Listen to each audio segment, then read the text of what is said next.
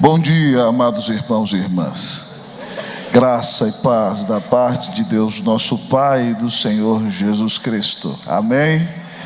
Toda glória seja dada ao nome do nosso grande Deus, do nosso grande Salvador Jesus Cristo, e ao Espírito Santo de Deus, que habita em nosso peito e que nos abençoa. Nós estamos chegando ao final do nosso congresso e nós estamos saindo daqui totalmente abençoados, quebrantados. Grandes coisas fez o Senhor por nós. Eu cheguei aqui no meio da palavra do pastor Gualberto e me contaram que ele apresentou uma moça que ele ganhou para Cristo ontem aqui. Nós oramos, irmãos, antes desse congresso por conversão de almas, né? Até nisso o Senhor nos respondeu. Toda a glória seja dada a Ele. Que o nome de Cristo seja exaltado nessa última pregação dessa manhã.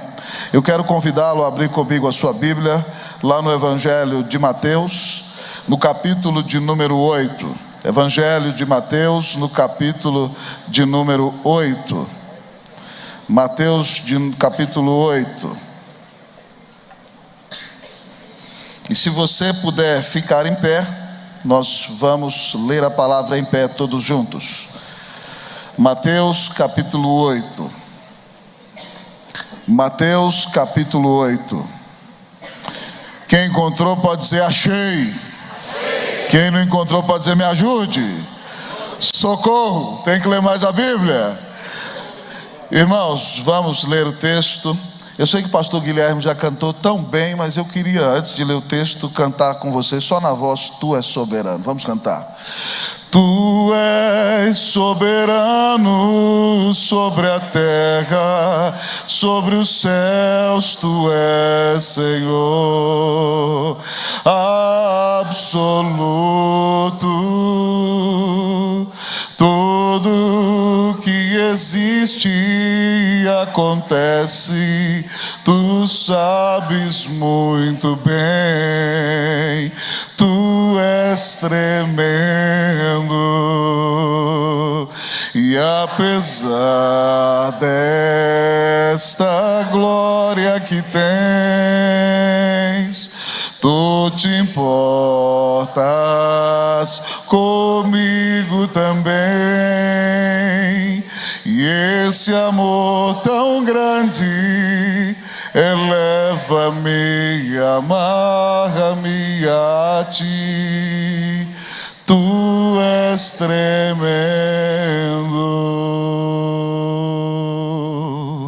Aleluia, louvado seja o nome do Senhor. Antes da gente ler o texto, quero mandar um abraço para uma ovelha minha que está aqui, Luciana Eringer Martins, está fazendo aniversário hoje. Que o Senhor a cubra de bênçãos. Sua ovelha é muito preciosa, serva de Deus. Também nossa irmã Carla Secato, que fez aniversário ontem. Que o Senhor derrame sobre você e sobre seu esposo bênçãos sem medidas. Assim diz a palavra de Deus. Mateus capítulo 8. Nós vamos ler a partir do versículo 23. Então, entrando ele no barco, seus discípulos o seguiram. E eis que sobreveio no mar uma grande tempestade, de sorte que o barco era varrido pelas ondas. Entretanto, Jesus dormia. Mas os discípulos vieram acordá-lo, clamando: Senhor, salva-nos, perecemos. Perguntou-lhes então Jesus: Por que sois tímidos, homens de pequena fé? E levantando-se, repreendeu os ventos e o mar, e fez-se grande bonança. E maravilharam-se os homens, dizendo: Quem é este que até os ventos e o mar lhe obedecem? Vamos ler todos comigo, 27. E maravilharam-se os homens, dizendo: Quem é este que até os ventos e o mar lhe obedecem? Oremos ao Senhor. Pai, toda a glória seja dada somente ao Teu santo nome. Só Tu és Deus e não há outro além de Ti. Mas nós glorificamos também, Pai, o nome de Teu Filho Jesus Cristo, o nosso Senhor. Nunca ninguém nos amou como Jesus, e o amor dele nos define. O amor dele nos transforma, o amor dele nos faz discípulos. A nossa identidade, o nosso valor vem do fato de que ele nos amou e deu sua vida na cruz por amor de nós. Nós custamos o preço mais caro do universo, mas nós te louvamos porque o Senhor nos selou com o teu Espírito Santo, nos fez habitação dele, e te bendizemos porque o Senhor se revela a nós na tua palavra. Obrigado porque o Senhor é Deus vivo que fala conosco. Agora, Pai, eu quero te pedir que o Senhor abra os céus e desça aqui. Manifesta a tua presença com graça nesse lugar. Exalta o nome do Senhor, aquece os nossos corações e dá-nos aqui a última lição que o Senhor tem nesse congresso, para que sejamos verdadeiros discípulos que seguem o Senhor. Vem com poder sobre nós agora, Senhor. Fala poderosamente ao nosso coração, abençoa a nossa vida e nos anima para que continuemos a caminhar em fidelidade para contigo.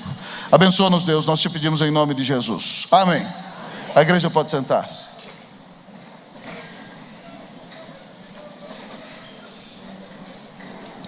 Depois de tudo o que você ouviu nesse congresso, me responda sinceramente: você tem vivido como um fiel discípulo de Jesus Cristo?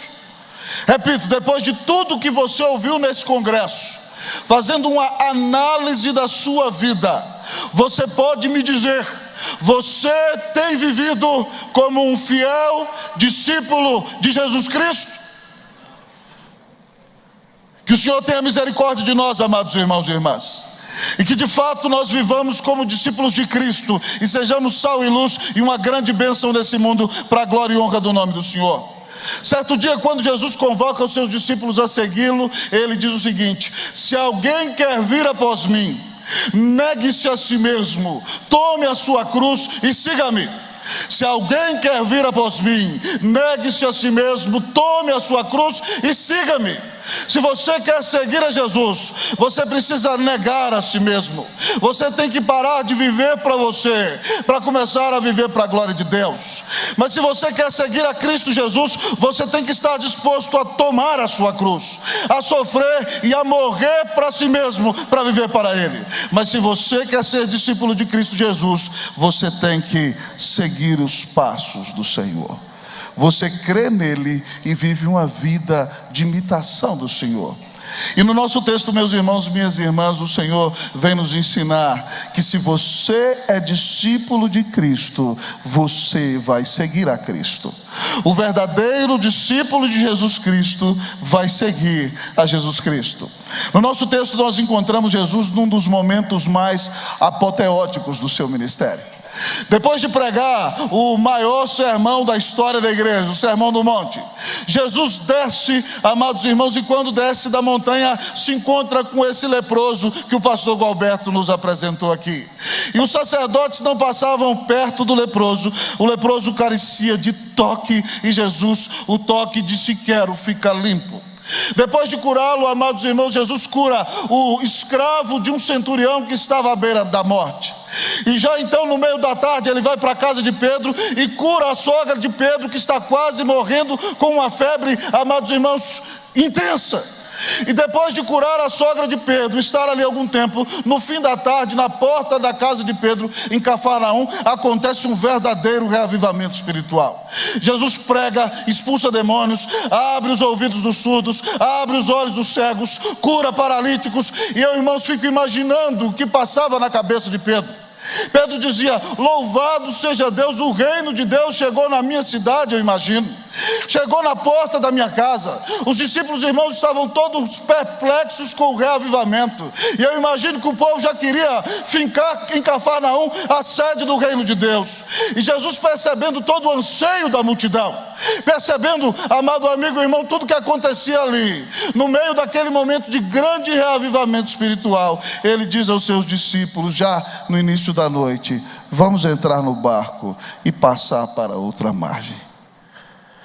Imagine comigo, como é que ficou o coração de Pedro? Parecia que tudo continuaria ali. No meio do avivamento, Jesus para tudo e fala: vamos para o outro lado. Quando Jesus fala isso, irmãos, há ali um jovem escriba, O escriba era um gramático do Antigo Testamento, um intérprete da lei. Então ele era um expositor das Escrituras e talvez ao mesmo tempo um advogado do Antigo Testamento. E o escriba, que seria um homem desejado por qualquer igreja ou por qualquer mestre, diz a Jesus o seguinte: mestre, na empolgação do avivamento, seguir-te-ei para onde quer que fores. Mas ele só tem entusiasmo, irmão. Ele quer comodidade. Jesus vira para ele e fala assim: as raposas têm seus covis, as aves dos céus os seus ninhos, mas o filho do homem não tem onde reclinar a sua cabeça. E você não vê aquele homem seguindo o Senhor Jesus. Jesus fala para ele: a raposa mora no buraco, a ave tem ninho, eu não tenho nem travesseiro, meu filho, não tem lugar para dormir. E aquele homem, fruto da empolgação espiritual, não segue a Jesus. Outro que o texto diz que era discípulo, irmão, disse: Senhor, eu quero ir atrás do Senhor, mas deixa primeiro sepultar meu pai.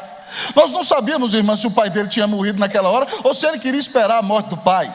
Mas a verdade é que Jesus parece um tanto quanto duro no texto, mas ele quer nos mostrar que quando nós somos discípulos, ele é a prioridade da nossa vida.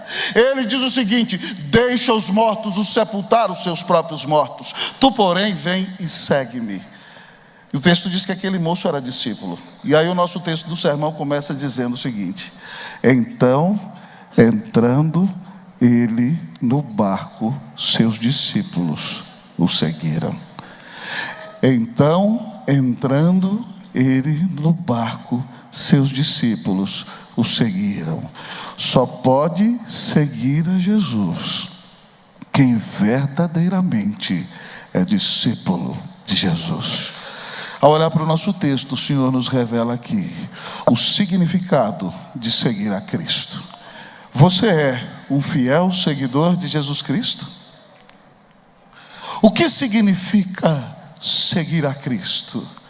O texto nos diz, irmãos, que seguir a Cristo significa navegar no meio da tempestade. O que significa seguir a Cristo? Seguir a Cristo é navegar no meio da tempestade.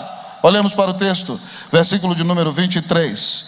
Vocês vão ler comigo todos juntos. O que diz o texto? 1, 2, 3. Então, entrando ele no barco, vocês o 24.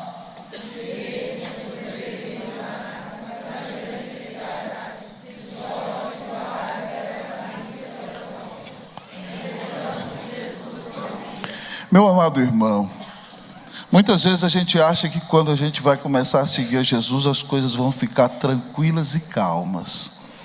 Mas de repente os discípulos seguem a Cristo, deixando o clímax e o auge do avivamento. E Jesus os leva no barco para o meio de uma tempestade. Nós cantamos um cântico maravilhoso que diz: calmo, sereno e tranquilo, sinto descanso nesse viver. Isso é verdade dentro do peito, mas se você é crente em Jesus, meu irmão, muitas vezes você vai viver no meio da tempestade. Quando você começa a seguir a Jesus, meu irmão, Ele te leva para o meio da tempestade. E Ele está cansado daquele dia em sua natureza humana, irmão. Então Ele vai para o fundo do barco e dorme placidamente.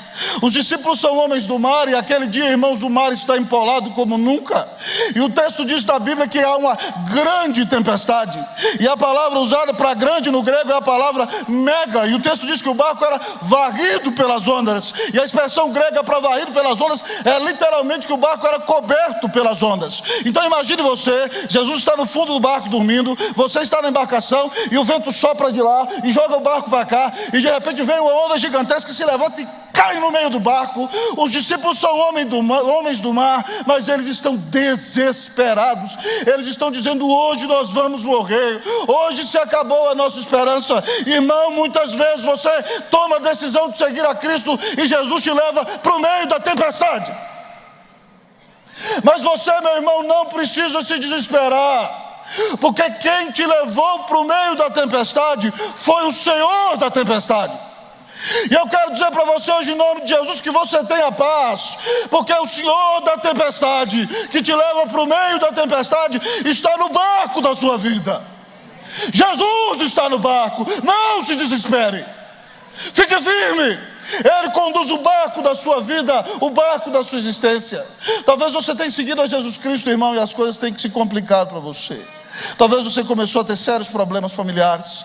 Talvez você perdeu o emprego depois que tomou a decisão de se entregar totalmente ao Senhor. Talvez você foi visitado com a enfermidade que aos olhos dos homens é incurável. E você diz: meu Deus, eu tenho sido fiel, eu tenho tentado seguir a Jesus Cristo. Por que é que tudo isso está me acontecendo?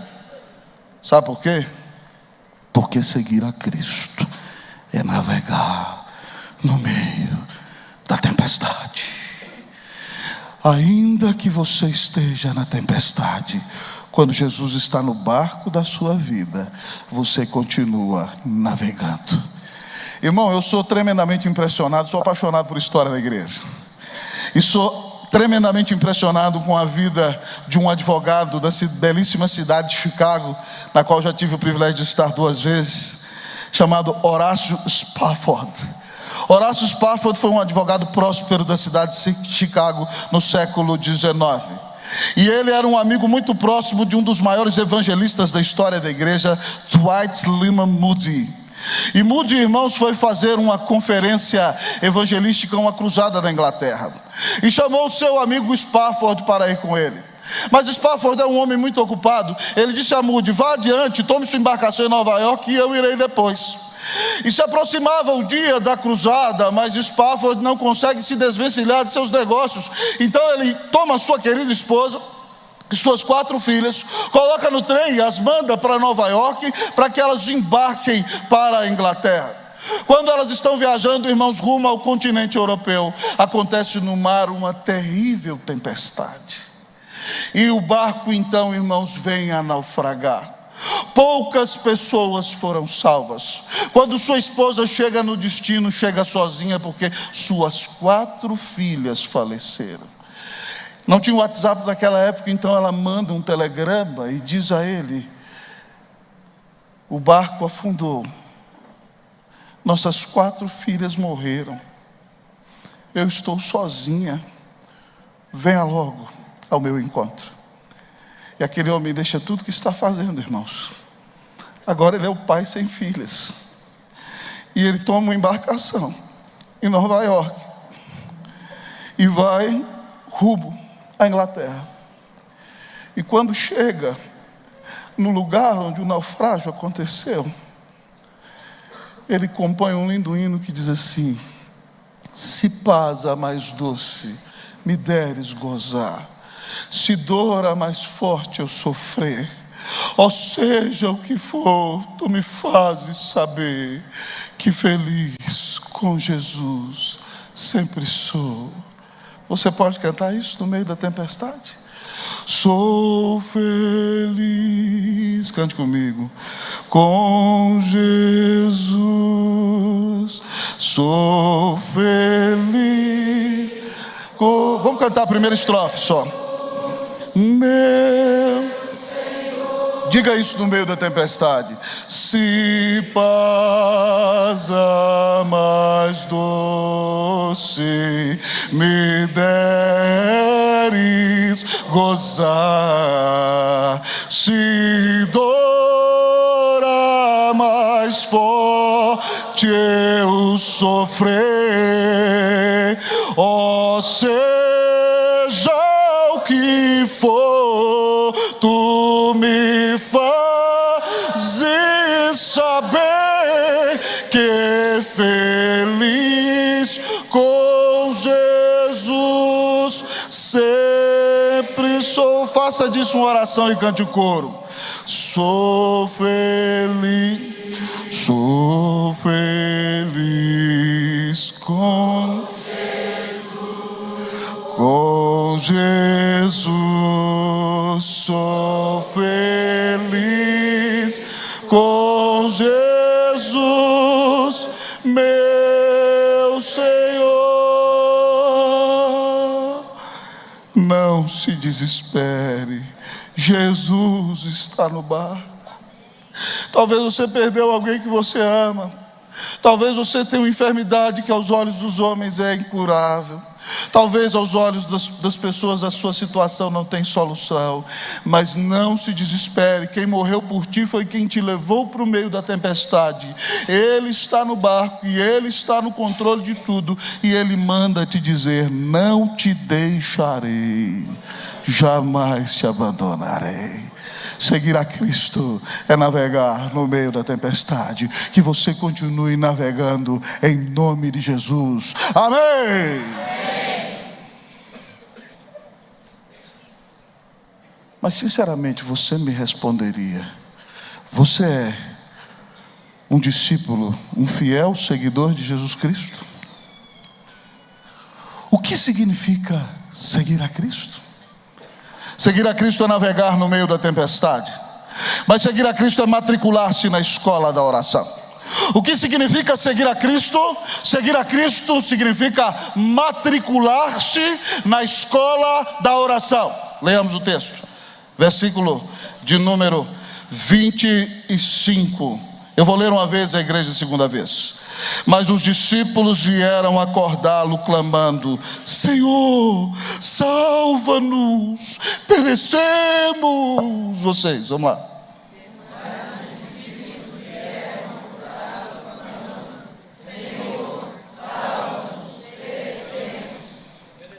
A adversidade tem esse privilégio, meu presbítero.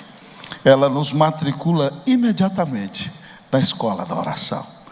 Os discípulos veem que não têm capacidade alguma. Os judeus antigos, irmãos, tinham uma superstição.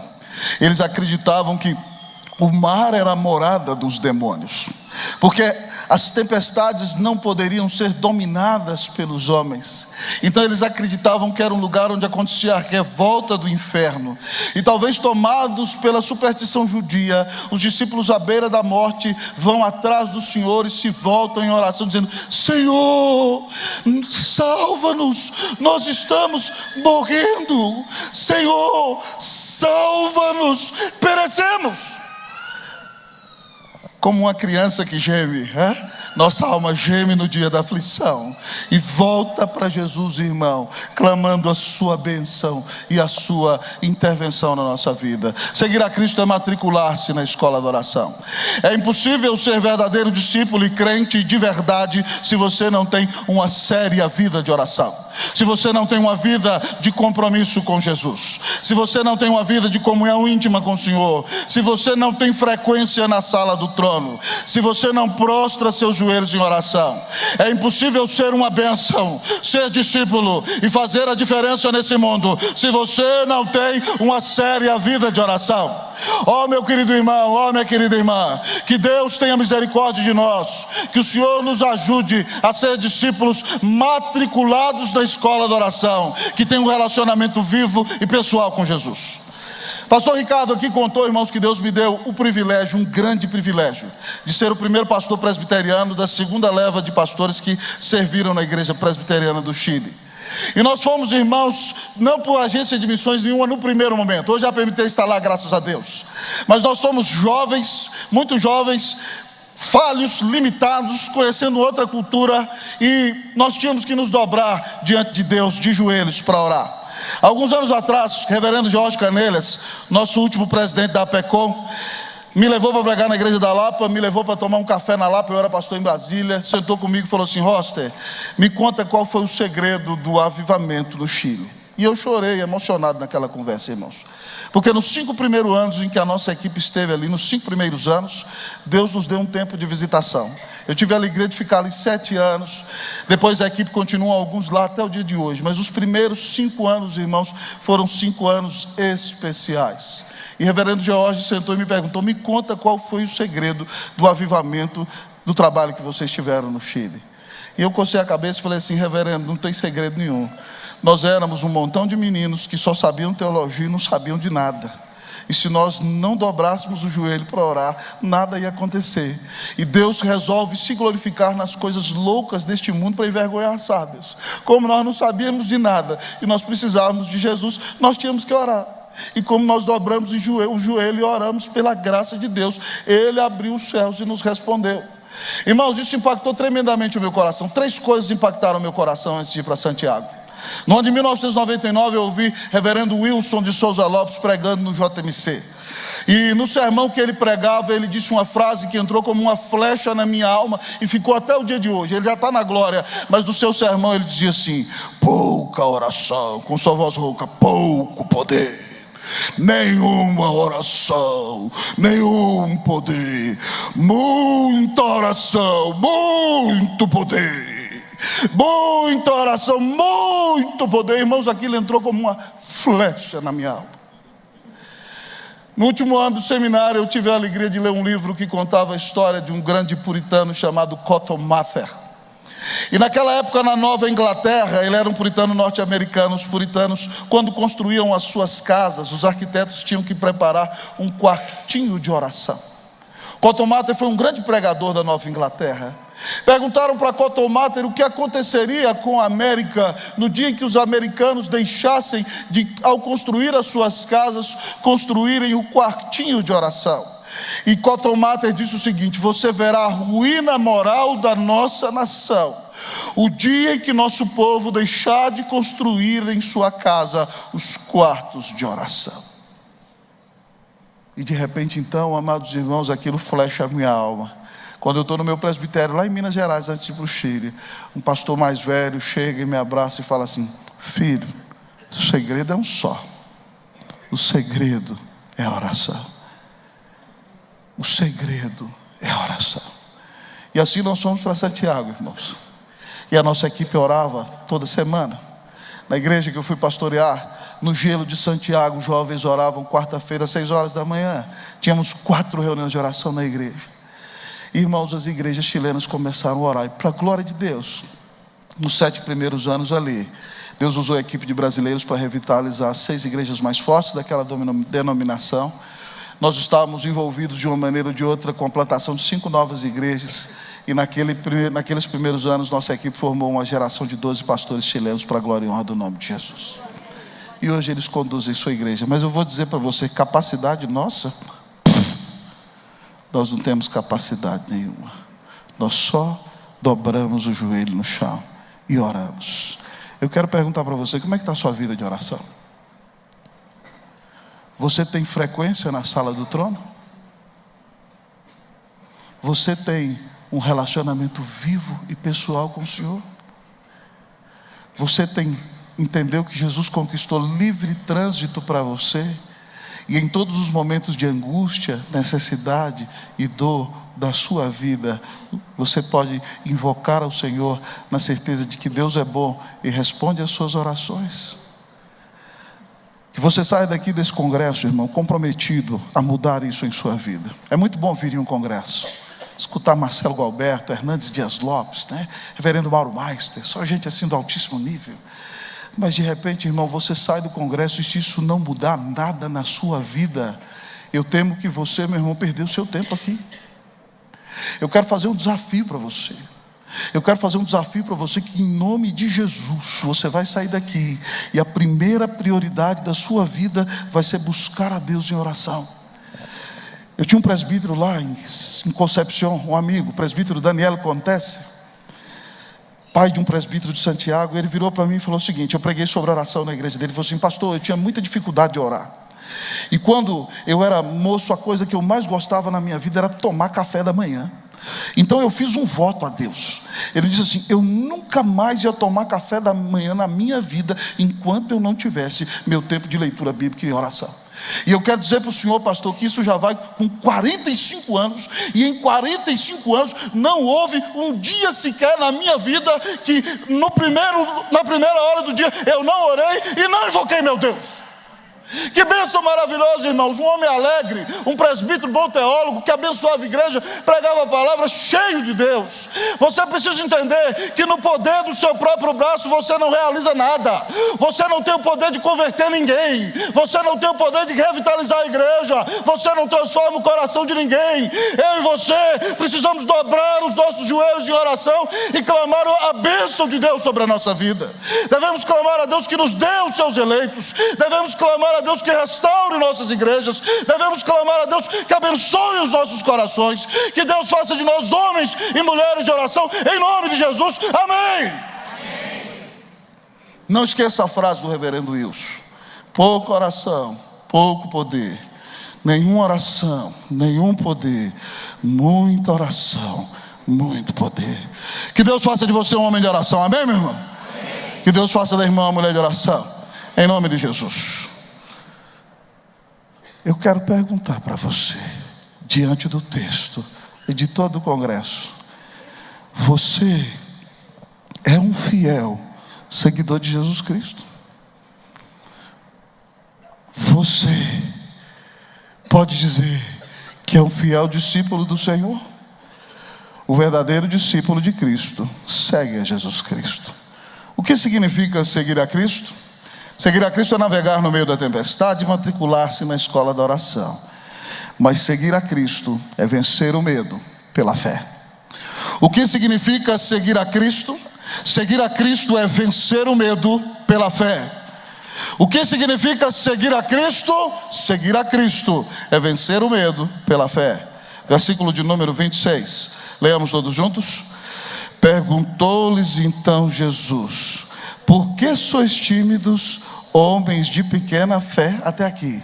Por que sois tímidos, homens de pequena fé? A nossa tradução diz tímidos, irmão, mas a palavra grega para tímidos aqui é a palavra de onde vem a nossa palavra fobia no português. A pergunta de Jesus é literalmente assim: por que vocês estão tremendo de medo, homens de pequena fé? Agora imaginem comigo, irmãos, os discípulos estão encharcados, a roupa deles molhada, eles estavam desesperados. Se eles olham para as circunstâncias, irmãos, eles têm que estar literalmente desesperados. Mas Jesus está dizendo para eles que eles estão morrendo de medo, porque eles são homens de pequena fé. A ideia do texto é a seguinte: vença o medo pela fé. A Bíblia diz, irmão, que de fato sem fé é impossível agradar a Deus, porque é necessário que aquele que se aproxima de Deus creia que Ele existe e que Ele se torna o galardoador daqueles que o buscam. Irmão, nós somos salvos pela graça mediante a fé. E você está no caminho correto, porque se você quer ter a sua fé fortalecida, a Bíblia diz que a fé vem pela pregação, e a pregação pela palavra de Cristo. Enquanto você está ouvindo a exposição das Escrituras, o Espírito Santo está te enchendo de fé nessa manhã, para a glória e para a honra do nome de Jesus. Mas você precisa entender que você não precisa de fé somente para justificação. Você foi declarado justo no tribunal de Deus quando creu em Cristo Jesus. Então a justiça de Cristo é imputada, ou seja, Deus considera a justiça de Cristo sobre você. Isso significa que toda a sua dívida foi paga e toda a justiça que Cristo conquistou está na sua conta diante de Deus. Ninguém te arrebata das mãos do Senhor. Mas, meu amado irmão, você também precisa crer para viver a vida cristã. Uma das frases que eu gosto, irmãos, que eu já ouvi falar de C.S. Lewis e também já vi Tim Keller dizer, é que nós precisamos de uma imaginação bíblica para vivermos a vida cristã, vivermos pela fé e fazermos toda a diferença nesse mundo.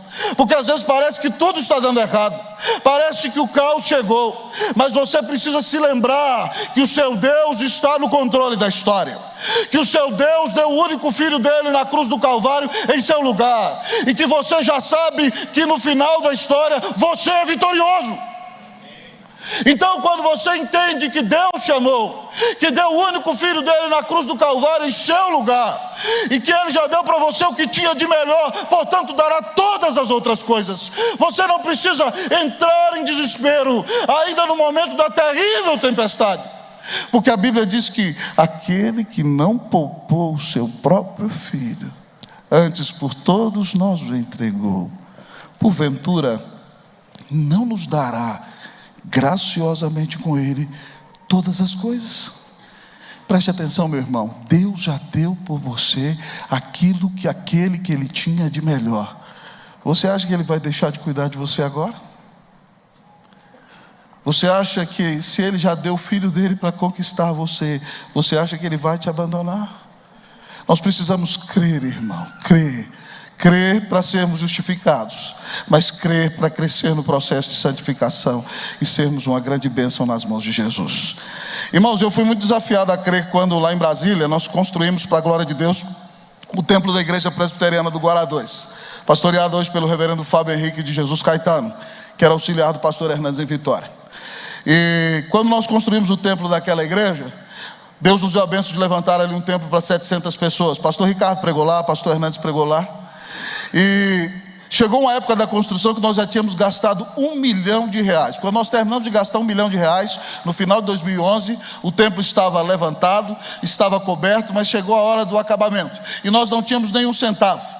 E a IPB abençoa as igrejas fiéis. Está aqui o presidente da junta patrimonial, o presbítero Renato Piragibe, está em algum lugar. E nós então pedimos um empréstimo para a IPB. Mas como o nosso empréstimo era de R$1 milhão, a junta patrimonial tinha que nos deixar um pouquinho para depois, para não prejudicar as outras igrejas. Mas chegou uma hora que foi nos dito que o depósito chegaria naquela semana. Então nós autorizamos o presbítero que estava à frente da obra ir para a loja de material de construção e comprar 60 mil de materiais. E ele comprou 60 mil, irmão. E eu já tinha um irmão da igreja.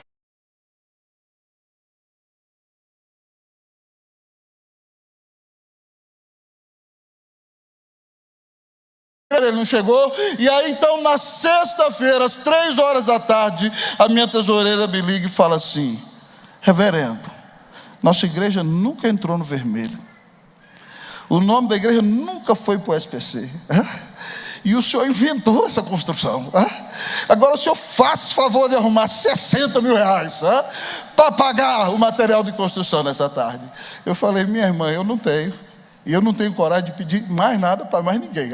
Eu já virei o maior cara de pau da história. Eu não tenho condição de pedir nada. Então eu falo: vamos fazer o seguinte, vamos falar com quem manda, irmã. Quem é o dono da igreja não sou eu. Quem inventou a construção não foi eu, foi Deus que só dirigiu a gente. Vamos falar com quem manda. E nós oramos no telefone, irmão. Nós oramos, nós dois: Senhor, tem misericórdia de nós. Nós não sabemos o que fazer, nós não queremos desonrar o teu nome. Nós não agimos com irresponsabilidade, pensamos que ia chegar e não chegou. Então tem compaixão de nós. 3:30 da tarde, essa mulher me liga chorando. Isso foi no mês de março de 2012. Caiu o primeiro cheque da junta patrimonial, 70 mil reais. Aí ela: pastor, o Senhor é maravilhoso, glória a Deus. Eu falei: pois é, irmã, pagamos a conta e ainda viramos com 10 mil no fim de semana. Glória a Deus! Deus é bom. Mas ainda que o dinheiro não tivesse chegado, Ele continuaria sendo bom, irmão. Ele cuida de nós. Você precisa crer, meu irmão. Eu gosto muito de uma frase do grande missionário Hudson Taylor, quando ele diz que quando a obra de Deus é feita do jeito de Deus, ela nunca fica sem o sustento de Deus. Quando a obra de Deus é feita do jeito de Deus, para a glória de Deus, com a bênção de Deus, ela nunca fica sem o sustento de Deus. Então, meu irmão, creia no Senhor. Disponha-se, saia do marasmo, saia da frieza, levante, faça algo para a glória de Deus, em nome de Jesus, amém. Que Deus faça de você uma grande bênção. Eu gosto muito também da frase do pai das missões modernas, William Carey. Não dá tempo de eu contar a história dele, mas ele diz assim: espere grandes coisas de Deus, faça grandes coisas para Deus. Vamos repetir essa frase, vamos lá? Espere grandes coisas de Deus, faça grande.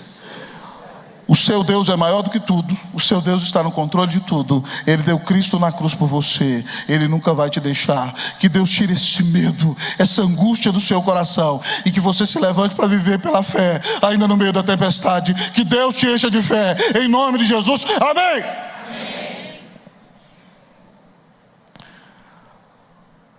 Pastor, meu relógio parou, eu não sei que hora que é não. Quantos minutos eu tenho? Me dá 5 só. O que significa seguir a Jesus Cristo? Seguir a Cristo é viver à beira da perplexidade. Esse é meu último ponto, só para eu chegar nos 50. O que significa seguir a Cristo? Seguir a Cristo é viver à beira da perplexidade. Eu vou ler o final do versículo 26, você vai ler o 27. E levantando-se, repreendeu os ventos e o mar e fez-se grande bonança. Vocês, 27.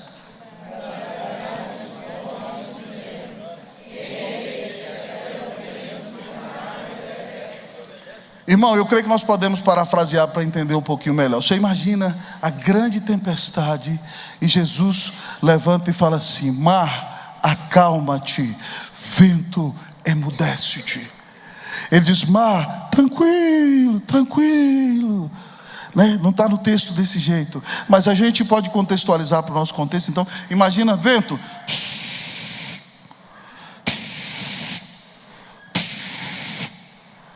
mar, acalma-te, vento, emudece-te.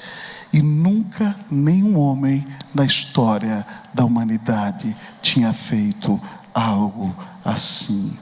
O mar parou, o vento se acalmou, e eles disseram: quem é esse que até o vento e o mar o obedecem? Seguir a Cristo é viver à beira da perplexidade. Os discípulos viram Jesus andar sobre o mar. Os discípulos viram Jesus ressuscitar mortos. Os discípulos, quando esperavam a manifestação do reino, viram Jesus morrer na cruz e ser jogado numa cova. Quando eles não tinham esperança de nada, Jesus ressuscita, amados irmãos, ascende aos céus e dá a eles o Espírito Santo. Jesus usa aqueles homens iletrados, incapacitados, sem titulação alguma, para revirar o mundo pregando o evangelho de Jesus. Preste atenção, quem anda com Jesus não tem o controle, mas não está descontrolado, e vive à beira da perplexidade todos os dias da sua existência. Eu quero contar para você mais uma história. Quando eu fui pastor em Santiago, eu fui pastor da irmã Aurora Maureira, uma mulher de Deus. Posso contar a história dela? Ela já me autorizou, filha de presbítero. E aquela mulher se casou com um homem que não era da igreja. Ele foi lá, pediu para o presbítero e tal, e veio para Santiago. Só que o marido dela, amados irmãos, era do Partido Comunista. E então ele era um comunista consequente, porque quem crê no comunismo e no materialismo não pode crer em Deus. Então ele não cria em Deus. E quando os meninos nasceram, ele não deixou aquela irmã levar os meninos para a igreja. E ela não pôde levar os meninos para a igreja, ensinou a Bíblia em casa. Ele falou assim: só você vai, porque eu prometi para o seu pai que você iria. Então ela foi para a igreja a vida inteira, irmão, mas o coração daquele homem não era um coração de Jesus. No final da vida, resumindo a história, aquele homem estava tomado de câncer. Ele foi desenganado, o doutor mandou ele para casa, mandou para morrer. Ela vira para mim na porta da igreja e fala assim: reverendo, o senhor pode ir lá em casa visitar meu marido? Eu falei: claro que sim, minha irmã. Meu marido está tomado de câncer, mas eu quero pedir um favor para o senhor. Ele não é crente, ele é materialista, ele não gosta de Deus, não gosta que fale de Jesus. Então o senhor só vai lá porque a presença do Senhor pacifica, mas não fala de Deus, não fala de Jesus não, senão ele é capaz de xingar o Senhor de palavrão. Eu falei: pode deixar, irmã. Cheguei lá no dia marcado eu entrei. Ela: pastor, não insiste muito não, porque ele crê numa outra ideia. Eu falei: tá bom, irmã, fica tranquila, agora Jesus assumiu o controle. E quando nós entramos lá, irmãos, para a glória de Deus, eu conversei com aquele homem. E ele estava, nem morfina segurava a dor dele. E eu falei para ele: eu sei que o senhor crê numa ideologia que crê no materialismo e na matéria, e não crê em Deus, mas eu quero dizer para o senhor que Deus existe. E o senhor sabe que está partindo, não sabe? Ele falou: eu sei. Ele falou assim: e o senhor vai chegar diante de Deus, o que vai acontecer com o senhor? Ele me disse: pastor, eu estou perdido. Eu disse para ele: eu quero dizer para o senhor não está perdido.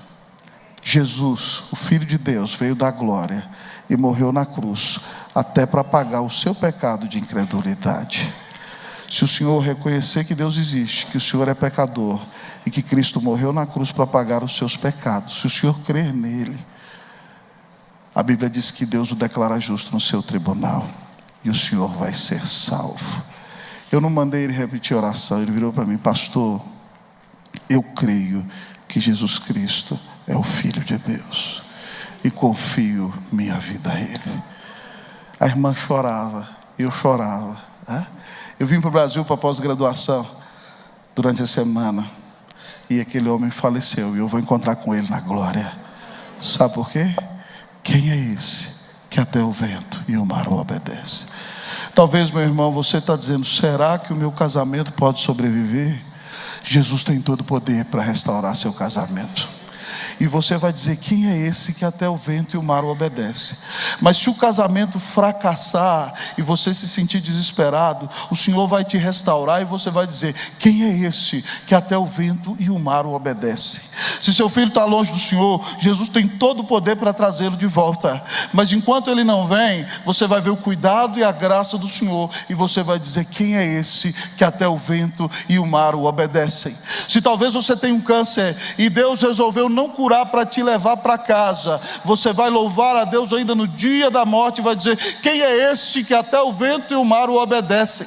E se você, meu querido irmão, perdeu alguém que você ama numa situação trágica, Deus vai restaurar seu coração, vai renovar a sua fé, vai te encher de esperança, e você vai dizer: quem é esse que me restaura? Quem é esse que até o vento e o mar o obedecem? Seguir a Cristo é viver à beira da perplexidade. Você fica perplexo com tudo que Jesus faz, e depois que Ele faz, você dá somente a Ele toda a glória. Que Deus te surpreenda, irmão, em nome de Jesus. Que Deus visite a sua casa com restauração. Que Deus te dê um crescimento espiritual abençoadíssimo. Que Deus te levante para ser uma bênção, para a glória e para a honra do nome de Jesus. Que Deus te dê a bênção de ver teus filhos voltando para o Senhor. Que o Senhor nos visite com um reavivamento nesta igreja, para que a igreja volte para a palavra, para que nós conheçamos mais a Deus, para que nós vejamos Cristo sendo exaltado neste país, sobretudo, sobre todos, para a glória e para a honra do nome de Jesus. Que o Senhor te faça navegar no meio da tempestade, que você saia daqui matriculado na escola da oração, que o Senhor te encha de fé, que você dê toda a glória a Cristo, que Deus faça de você um fiel discípulo de Jesus. Amém? Eu quero orar por sua vida nessa manhã. Quero convidar você a ficar de pé. Você que ouviu essa mensagem e disse: eu quero ser um verdadeiro discípulo de Jesus, vem aqui à frente. Eu quero orar por você. Venha rapidamente, porque o tempo está curto. Vir à frente não salva ninguém, quem salva é Jesus. Mas vir à frente é dizer: Deus, eu quero um renovo para a minha vida. Não é pecado vir à frente. Jesus não precisa de mim e de você. Errado é apelo apelativo, né? Mas vir à frente e dizer: Deus, eu estou aqui, eu quero a mudança na minha vida, eu quero que o pastor ore por mim. A Escritura não tem nenhum versículo que diz: e não farás apelo. Não tem isso na Bíblia, não. Então a gente pode orar sim pelos irmãos, não tem problema nenhum. A gente não pode ser arminiano no apelo. A gente é calvinista, né? A gente tem que manter a nossa doutrina, a nossa boa teologia bíblica. Vem aqui à frente, você que está precisando de uma intervenção de Deus na sua vida. Que o Senhor faça de você um fiel discípulo de Jesus. Amém? Queria convidar você a dar a mão para o seu irmão aqui do seu lado. Vamos orar. Pai, nós estamos aqui diante da Tua presença. Nós te bendizemos pela Tua graça. Tem misericórdia de nós. O Senhor conhece as Tuas ovelhas que estão gemendo aqui. Eu não sei quais são as tempestades que os meus irmãos estão enfrentando, mas o Senhor sabe. Pai, dá-nos a graça de sermos como nosso irmão Spafford de Deus, de ter uma fé sólida e viva ainda no meio da tempestade. Obrigado, Deus, porque Jesus está no barco e o Senhor não perdeu o controle. Senhor, por favor, ajuda-nos a orar.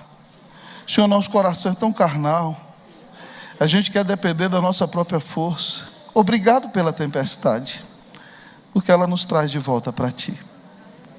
Oh Senhor maravilhoso, por favor, Senhor, vem fortalecer a nossa fé. Senhor, o Senhor é maior do que tudo, nosso Deus está no controle de tudo. O Senhor deu Jesus por nós. Senhor, tira os nossos olhos do mar, das circunstâncias, dos problemas. Dá-nos uma imaginação bíblica. Tu és soberano e Tu nos deste o Redentor. Enche esses homens e mulheres de fé pela Tua palavra. Ó Deus, eu quero pedir em nome de Jesus que o Senhor nos surpreenda. Senhor, dá-nos os eleitos no Brasil, Senhor. Knox orava: dá-me a Escócia para Jesus, senão eu morro. Nós temos orado em São Paulo: dá-nos São Paulo para Jesus, senão nós morreremos. Mas nós queremos o Brasil, Senhor. Nosso país vive uma guerra, Deus, ó Pai, de ideias do inferno contra as ideias da Tua palavra. E nós pedimos ao Senhor que converta os Teus eleitos. Nós louvamos a Deus por todos os irmãos que estão fazendo a obra em todos os lugares, mas nós não acreditamos que o Senhor converta eleitos só na Assembleia de Deus. Então dá para nós os Teus eleitos na IPB, em nome de Jesus. Ó Deus, ó Pai, dá-nos a bênção de prepará-los, Deus, para que nós vejamos tempos de refrigério no nosso país. Nós queremos ver um Brasil mudado, nós queremos ver a glória do Senhor resplandecendo, nós queremos ver mais missionários saindo de nossas igrejas, nós queremos ver pregação bíblica sólida nos púlpitos das nossas igrejas. Nós estamos cansados de ouvir baboseira, Senhor. Nós queremos, Deus, ó Pai, ouvir Cristo sendo exaltado nos nossos púlpitos. Nós queremos ver um povo alimentado, sadio, alegre na Tua presença. Faz de nós verdadeiros discípulos de Cristo. Restaura a nossa vida e nos abençoa. Nós oramos em nome de Jesus. Amém. Dê um abraço no seu irmão, diga para ele que o Senhor faça de você um verdadeiro discípulo em nome de Jesus.